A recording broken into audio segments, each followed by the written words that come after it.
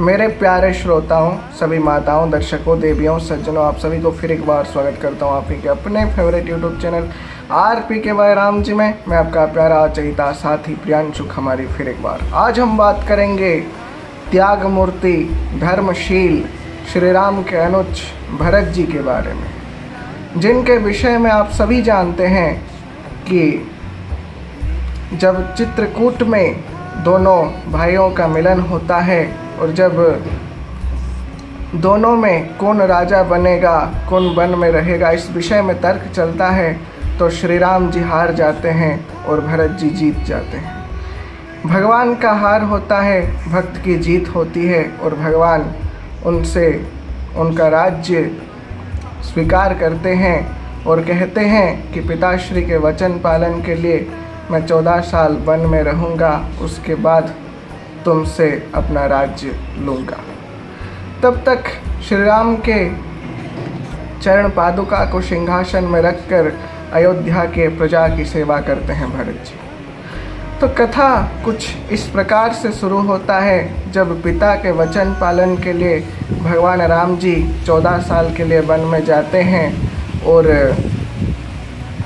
श्री दशरथ जी महाराज पुत्र वियोग में प्राण त्याग देते हैं, तो भरत जी उस वक्त अपने ननिहाल में थे। जब आके उनको सब विषय का पता चलता है तो अपने माता श्री कैकेयी जी को वो बहुत कुछ सुनाते हैं और जब उनके गुरु महर्षि वशिष्ठ जी जब उनको कहते हैं कि सिंहासन ग्रहण करो, क्योंकि पुत्र का धर्म है पिता के वचन का पालन करना, यही आदर्श तुम्हारे बड़े भैया मर्यादा पुरुषोत्तम श्री राम हम सभी को सिखाते हुए, हम सभी को बताते हुए अपने पिताश्री के वचन पालन के लिए 14 साल वन में रहने को स्वीकार करते हैं। तो ये तुम पर कर्तव्य आन पड़ा है कि तुम्हें राज्य सिंहासन ग्रहण करना चाहिए। तो भरत जी कहते हैं कि हे गुरुदेव, मैं यह सिंहासन नहीं ग्रहण कर सकता, क्योंकि जब मैं सिंहासन ग्रहण करूंगा तो यह सिंहासन रसातल पे चला जाएगा।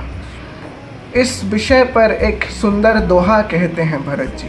भरत जी कहते हैं, कहीं साचू सब सुनी बतियाओ, चाहिए धर्मशील नर नाहु, मोहिराजू हटि देव जब ही, रसा रसातल जाई तब ही। यानी कि अगर आप हठ पूर्वक मुझे ये राज सिंहासन देंगे तो ये धरती रसातल को चली जाएगी। क्योंकि जब वशिष्ठ जी पूछते हैं इस धरा पर तो रावण, कुंभकर्ण, हिरणाक्ष, हिरण्यकश्यप आदियों का राज्य हुआ, तब तो धरती रसातल को नहीं गई। तुम तो महात्मा हो, अगर तुम इस सिंहासन पे विराजमान होगे तो धरती क्यों रसातल को चली जाएगी। तब भरत जी कहते हैं कि धरती माता जानती हैं कि हिरणाक्ष, हिरण्यकश्यप राक्षस है। धरती माता जानती हैं कि रावण, कुंभकर्ण राक्षस है, इसीलिए उनका अत्याचार सहन कर लेती हैं।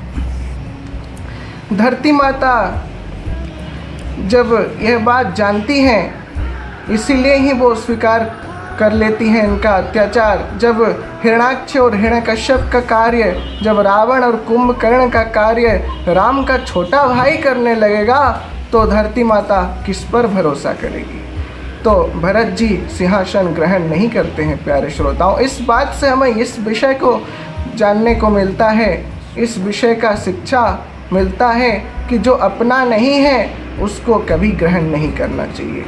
आजकल तो लोग दूसरों के चीज़ को हड़पने पर तुले हुए हैं, लेकिन भरत जी हमें सिखाते हैं कि जो अपना नहीं है उसको कभी ग्रहण नहीं करना चाहिए। इसमें ही सबकी भलाई होती है। फिर आऊँगा कुछ नया प्रसंग के साथ, तब तक के लिए लाइक, शेयर और सब्सक्राइब करना ना भूलिए आपके favourite YouTube channel RPKY Ram ji को। जय श्री राम, जय श्री कृष्ण कन्हैया।